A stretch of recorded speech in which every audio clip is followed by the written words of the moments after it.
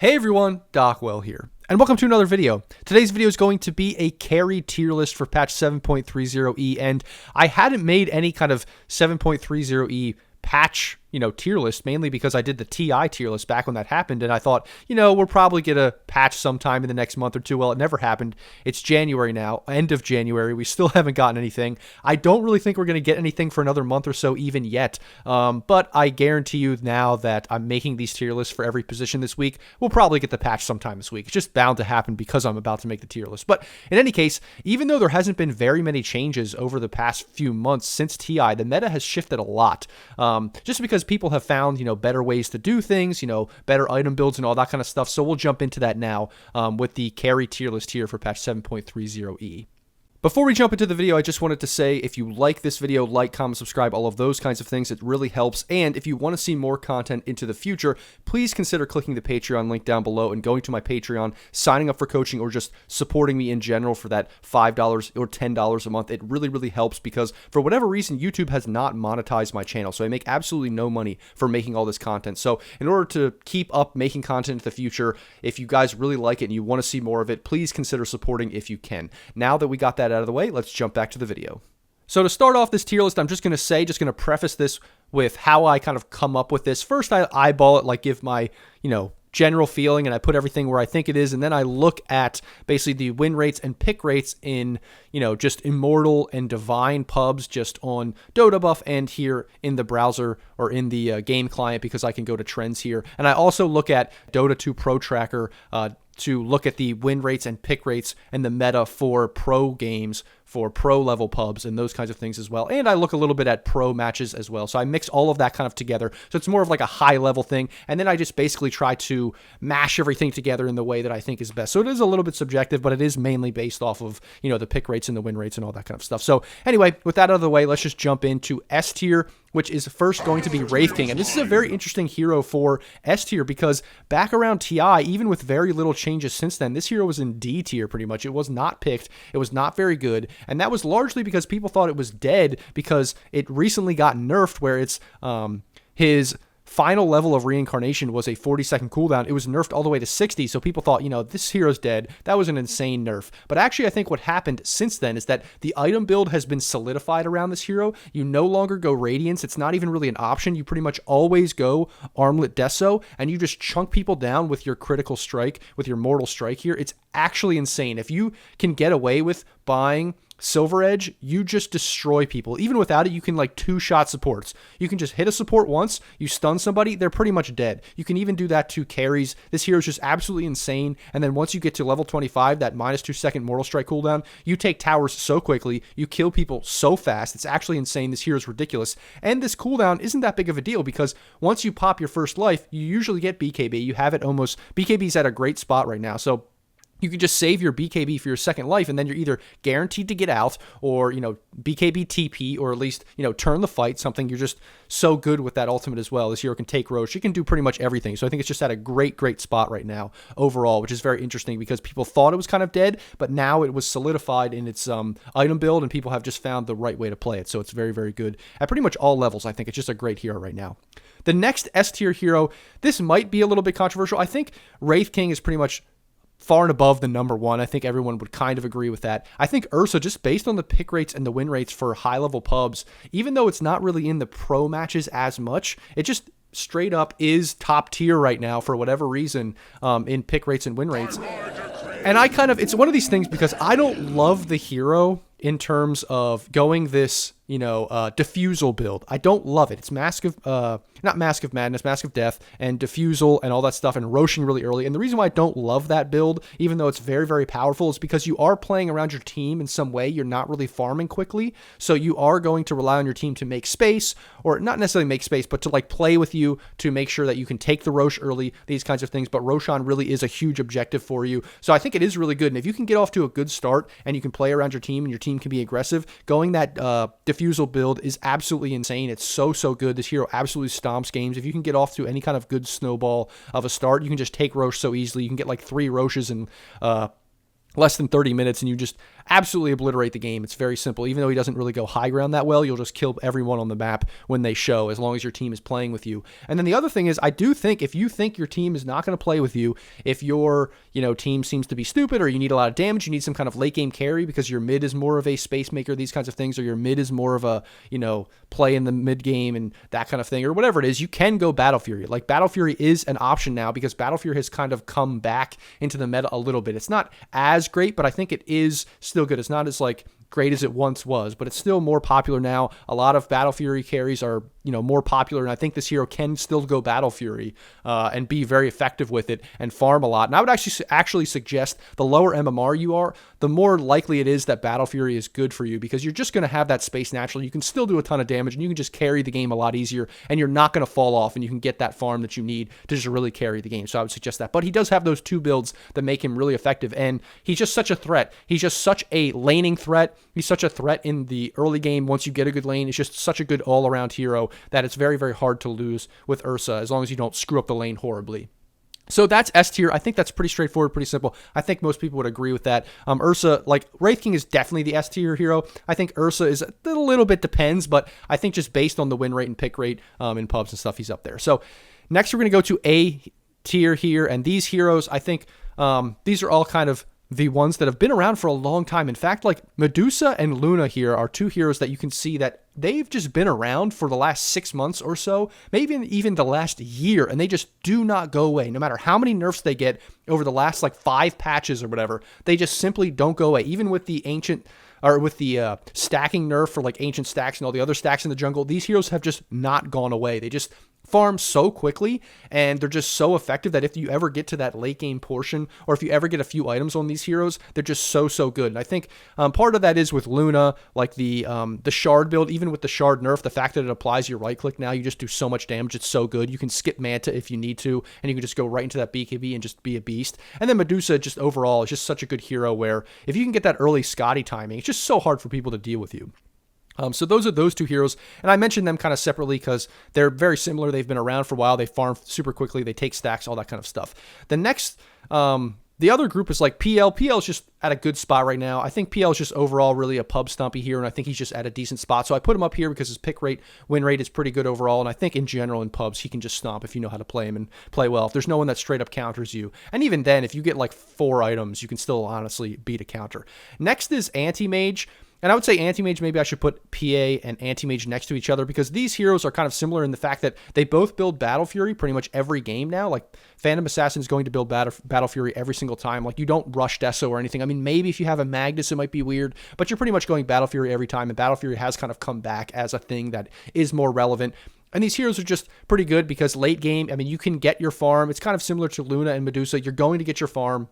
You're going to be able to carry, and you're at a pretty good spot. The other thing is with AM, his Agnum's Scepter is actually pretty good because it allows you to kind of really annoy supports. You blink in with your illusion. It also has counter spell. You don't have to commit your hero, and you can still do a ton of damage, burn a bunch of mana. You have 3 charges on it. I think that's one of the reasons that AM is up here, is that his Agnum Scepter is actually fairly decent. It's pretty good. It's not every game, I don't think. I don't know that it's every single game that you can buy it, but it is fairly good. Also with Scotty, I think Scotty has kind of replaced the Basher build on this hero, because you can jump in, and if you have Scotty, you just pretty much slow people. You don't need Basher. You can just stick on top of them forever with Scotty, almost every hero. It's impossible for anybody to run away from you, and so that's the other thing with this hero. If you have Battle Fury, Manta, Scotty, and then Ags, it's just, this hero's insane. It just does a lot of damage. It's very hard to deal with, and you're going to get your farm. And that's kind of with PA too. With PA, you're going to get Battle Fury. You can go into BKB if you need to, or go Deso BKB. And once you get that 3-4 item timing, and then especially if you can even go into your Ags, and then eventually Ags Shard as well, if you need to break anybody, this hero will just blow everyone up. If you have any other kind of helpful minus armor on the team, you will just absolutely obliterate everybody into the late game. It doesn't even matter how much armor or how much agility they have. You're going to blow them up. It's actually insane. So that's why I think these two heroes are in A tier. And next we have 3 other ones. Void. just a high win rate, just a very, very decent hero. I think mainly you go Mask of Madness, Maelstrom, BKB. You just play around that chrono. You can fight in that chrono. And then kind of later in the game, you can get Ags. You can get some other stuff. You can get Scotty. You can get things that make you a little bit tankier so that you don't actually have to just commit only for chrono. Also, Refresher Orb is really, really good right now. So that's also why Razor is very good, because Razor, it's similar. You just kind of go BKB. You go like an early item, and then you go BKB, and then you maybe even go like, an armor item, let's say Shiva's or let's say AC, and then you go straight into the Refresher Orb. And so Refresher Orb is such a good spot that these two heroes really benefit from it in a great way. And so it allows you to have, 2 chronos, 2 ults, 2 static links, these kinds of things. And these heroes can just absolutely destroy games. And then TA has just kind of become, like, she kind of was a carry like 6 months ago, then kind of fell off after some nerfs. But I think she's kind of returned to a good spot now, and she's actually kind of in a similar place as she used to be. People realize that she was super overpowered before, and now she's just kind of overpowered, not like as insane as she was, but she's still very, very good. Does a lot of damage. If she's in the safe lane, she's guaranteed her farm. She's a ranged hero, or, at the beginning of the game, not super ranged, but she gets some range. She gets her farm. She can transition to the jungle. She gets safe farm, similar to a Luna and a Medusa almost. And then she just has a ton of minus armor, does a ton of damage, can take Roche. She also is able to get that Ags and just teleport around the map. I think that Ags is really the big thing for her, is that she just has a global presence now. She's basically like a Spectre almost. She can just be anywhere when you get Ags. And you can get Ags like 4th item. If you can get Deso, Blink, BKB, and then you can even go straight into Ags, and now you have this Ags with this hero that farms really quickly. You can have it around like 30 minutes or something, and now you're just all around the map all the time. It's insane. This hero is very, very good with that. And then because she does buy Blink, you can get that Swift Blink, get rid of boots. You have that 6-slotted hero that doesn't need boots, these kinds of things. It's always really good for a lot of heroes like this. So that's A tier. I think these are all really, really solid carries now, and that's my A tier. We'll go into B tier here next, and B tier, these heroes, I think, are all fairly solid. They just have some weaknesses. So, I mean, Naga is very good. If you can pick Naga, if it's a good Naga game, Naga can absolutely stomp if they have no illusion clear or anything like that. But if they pick like a Lion or something else that can deal with illusions very easily, then Naga can just feel, terrible. But if you know how to play Naga, you know how to farm this hero, and they don't have an illusion counter, you can just automatically win games with this hero. Drow Ranger, another really good hero, but I just don't think it's at the level of A. Just based on the pick rate and win rate, you can still get hard countered by anyone that gets on top of you. But if you get into a game that they don't have a lot of initiation and, they don't have a lot of ways to deal with you, you can really stomp games. This hero's very good. It's also really good at laning, so it doesn't have a ton of bad lane matchups, which is really helpful. It's just that later in the game, if you're like hard countered by a Storm Spirit or something else that jumps on top of you, it can be very annoying and hard to play. But in certain matchups, it can be very good. Slark, similar kind of things with matchups. If this hero can have a good lane, this hero, I think, is very good right now. With the double ultimate that you can eventually get, with your Agnum Scepter, with just the way this hero can scale into the late game, I think it's very, very hard to deal with. It's just that I think a lot of times this hero, forever, it's just been a terrible laner. Sometimes it feels like, okay, maybe you might have some good matchups against the heroes that are popular in the off lane, but right now, it just feels so bad to like ever lane this hero. It just feels like you just get absolutely dumpstered every time. Your tower gets taken, you get pushed out. But if you can have a good lane, if you know how to lane this hero, or you can have a good matchup, I think it can absolutely destroy games. It's just about getting out of that early game, getting out of the laning stage with some semblance of farm. Next is Lifestealer. I think Lifestealer, it's a similar kind of thing. I think you are very good against a lot of lanes. You have a decent laning stage. It's not necessarily the lane that's the problem. It's more later in the game against matchups. Do you have a lot of matchups where, like, basically, can heroes one-on-one man fight you? Can heroes, like, approach you and deal with you, or can they not deal with you? Basically, if you find the enemy carry in the, on a one-on-one matchup, can you just bully them? Or is it going to be hard for you to do anything? Like, do you have to constantly be running around? Are you going to be infested? Or is there a lot of physical damage coming out that's just going to kill you even through rage? All that kind of stuff. But if rage just is immortal for you, if like this BKB just makes you immortal, and if you can just man fight people without any cares, this hero can be very good. But it is very matchup dependent, kind of like I said with Naga, Drow, all these kinds of things. And then Gyrocopter. I put Gyro up here just because of the pick rate and the win rate, even though I think Gyro should be lower. Like, in my gut, I just feel like Gyro's not great right now. I think that Gyro is like just has, based on the amount of times it's played carry and the fact that other heroes like Luna and Medusa, these farming carries, are good. Gyro is also decent. Gyro is a little bit weird though, because he has had some kind of like, He can go this magic damage build, which is very interesting because you can get that shard for the rocket. That does a ton of damage, actually. It's actually a lot more damage than you would think getting that rocket shard. So it's a little bit different. I'm not sure where this hero is exactly going to fall or what's going to happen with it because it's not fully that like right-click hero, but it just has this weird in-between kind of build. It is kind of good. It can also be a support. It's just at a weird spot right now, but I think it deserves a B. I would my gut maybe says C tier, but I think just based on statistics, it does deserve that B. So that's B tier. Next, we're going to go to C tier. C tier, these are all like carries that, you can win with. You can, if you know how to play them, if you can get your farm, they're good, but they're not the best. I would say Morphling, if you're a Morphling player, you can do well, but if you don't get that space early on, you're just going to be crap. Juggernaut, you can also do well if you farm quickly, but if you're in a game where Juggernaut, you just ult or you use your Ags to ult and you just feel like you do nothing, then it's just not a good Jug game. Or if you just feel like you can't go in, like you have to use your ult and your ult doesn't do anything and your ult doesn't kill people, that feels terrible. So it's just not that great of a Juggernaut patch. I think it's very weird because you want to buy Battle Fury on this hero, but it's just, I don't know, it's just kind of a weird spot right now. I don't think it's terrible, but it's not the best. Weaver, I think Weaver's mainly a support right now. It's just really good as a support, really good as a 4 position, but occasionally you can play carry, you can get away with carry, and it can do a lot of damage. I just don't think it's the best right now. Same thing with Clinks. Clinks can be good, can farm quickly, but I think it's been nerfed a lot and just isn't as good as it once was, but it can still get away with being pretty good. It's just not the best. Monkey King used to be very good. I think Monkey King is still really good. It's just kind of fallen out of favor. I think maybe I'm giving it a C tier, and that's not really fair. I think maybe B tier is a little bit better, but I think it seems to be better as a support or better from other positions, maybe mid. It just feels like it's wasted as carry. Like you can get away with doing it in having it in another position and it doesn't need to be carry, but you can still play it as a carry. I think maybe, if anything, if I would change, I might put Monkey King up here and Gyro down here, but I just was looking at the statistics and I think it deserves C tier. And next we're actually going to have C tier Sniper. So Sniper probably was an F tier before this, I think, as a carry, or maybe wasn't even a carry. And I think I'm putting Sniper in C tier mainly because this hero actually is kind of viable. It used to only really be a mid, but now it's sort of becoming viable. Maybe it should still be D. I'm just kind of giving it a little bit, maybe too much credit, but this hero can actually be legitimate. It almost has the same kind of problem that Drow has. If someone gets on top of you, if they have a Storm Spirit, any kind of Spirit hero that gets on top of you, and a lot of heroes are popular like that these days. But if they don't do that and if they don't coordinate very well and they don't get on top of you, you can absolutely dominate games with this hero because of the way that basically they changed. Which one is it? I always forget. It's not headshot. It's actually take aim. Yeah. So the take aim actually applies the headshot 100% of the time when you activate it and you're just slow. But the slow doesn't really matter because if you're going to be activating it and hitting people, you're just going to want to hit them anyway. So that makes this hero do insane damage. And you also kind of in the mid game, it's hard to man fight him because he can just stand there, press that, and then you just keep getting mini stunned over and over again, and he just does insane damage to you. It's actually ridiculous what this hero does. So I think that's a big change. And I would actually look out for a couple more buffs with this hero, and I think it might actually be legitimate in not only in pro level pubs, but it could actually be legitimate in pros, I would say. That might just be wishful thinking, but honestly, this hero is really, really good in a lot of ways. If it just has some glaring weaknesses, obviously.